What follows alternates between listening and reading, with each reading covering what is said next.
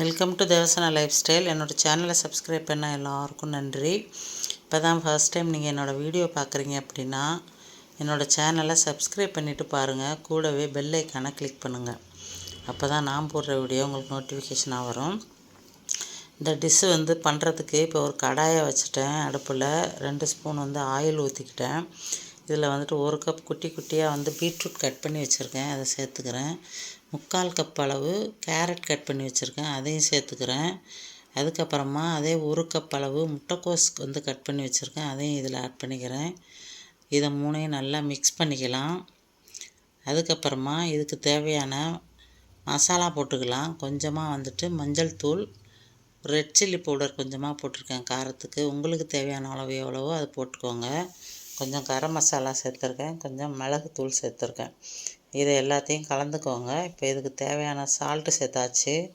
இது எல்லாத்தையும் நல்லா மிக்ஸ் பண்ணிக்கலாம். மிக்ஸ் பண்ணிவிட்டு நான் கொஞ்சமாக தான் இதில் ரெட் சில்லி பவுட்ரு போட்டிருக்கேன். அதனால் நீங்கள் தேவையான கொஞ்சம் பச்சை மிளகா சேர்த்துக்கலாம். நான் கொஞ்சம் கருவேப்பிலையை கட் பண்ணி வச்சுருக்கேன், அதையும் சேர்த்துக்கிறேன். ஒரே ஒரு பச்சை மிளகா குட்டி குட்டியாக கட் பண்ணி வச்சுருக்கேன், அதையும் சேர்த்துக்கிறேன். இது எல்லாத்தையும் நல்லா கலந்து விட்டுக்கலாம். இப்போ இதுக்கு 1 கப் அளவு நான் பல்லாரி வெங்காயம் குட்டி குட்டியாக நறுக்கி வச்சுருக்கேன், அதையுமே இதில் சேர்த்து நல்லா நம்ம கலந்துக்க போகிறோம். இந்த காய்கறி நல்லா நம்மளுக்கு வேகணும். அதுக்கு தேவையான அளவு கொஞ்சமாக தண்ணி சேர்த்துக்கலாம்.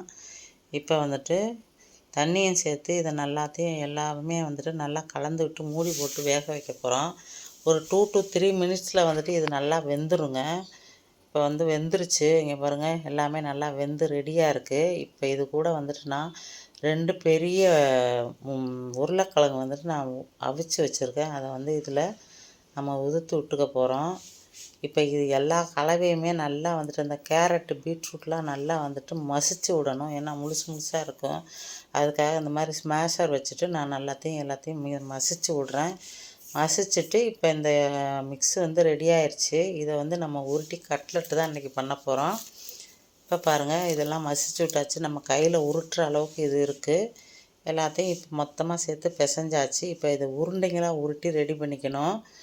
நான் அதை முக்கி நான் ப்ரெட் க்ரம்ஸில் நம்ம அதை இது பண்ணிவிட்டு டிப் பண்ணிவிட்டு தான் நம்ம ஆயிலில் போட்டு பொரிச்சு எடுக்க போகிறோம்.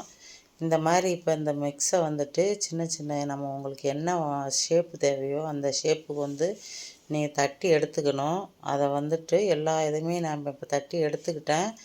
ஒரு 2 ஸ்பூன் அளவு மைதா மாவு கொஞ்சம் தண்ணி போட்டு நல்லா நான் மிக்ஸ் பண்ணி வச்சுருக்கேன். அதில் ஃபஸ்ட்டு இதை டிப் பண்ணிவிட்டு அதுக்கப்புறம் ப்ரெட் க்ரம்ஸ் ரெடி பண்ணி வச்சுருந்தேன்.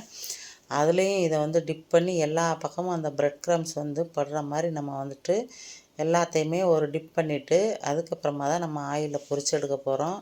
இப்போ எல்லாத்தையுமே அதே மாதிரி நான் ரெடி பண்ணி எடுத்துக்கிட்டேங்க. இங்கே பாருங்கள், 9லேருந்து 10 பீசஸ் நம்மளுக்கு கிடச்சிருக்கு. இதை இப்போ ஆயிலில் ஷேலோவாகவும் நீங்கள் பொரிச்செடுக்கலாம், அல்லது நிறைய ஆயில் போட்டு மொத்தமாக ஆயிலையும் பொரிச்செடுக்கலாம்.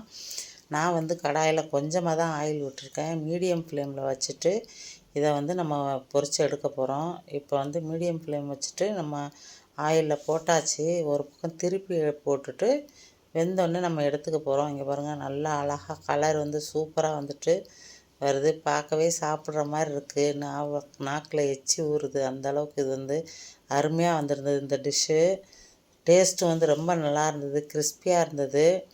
நீங்களும் இதை மாதிரி ட்ரை பண்ணி பாருங்கள். இப்போ எல்லாமே நம்ம திருப்பி எடுத்துக்கிட்டாச்சு. இதே மாதிரி எல்லா கட்லெட்டுமே நம்ம ஆயிலில் பொரித்து எடுத்துக்கலாம். மொத்தமாக 10 பீசஸ் வந்துச்சு. இதை சாஸ் தொட்டு சாப்பிட்டோம்னா ரொம்ப நல்லாயிருக்கும். ஈவினிங் டைமில் குழந்தைங்களுக்கு செஞ்சு கொடுத்தீங்கன்னா இந்த காய்கறி சாப்பிடாத குழந்தைங்க கூட இதை சாப்பிடுவாங்க. இந்த பதிவு உங்களுக்கு பிடிச்சிருந்ததுன்னா என்னோடய சேனலை பாருங்கள், லைக் பண்ணுங்கள், கமெண்ட் பண்ணுங்கள், ஷேர் பண்ணுங்கள். தேங்க்யூ ஃபார் வாட்சிங்.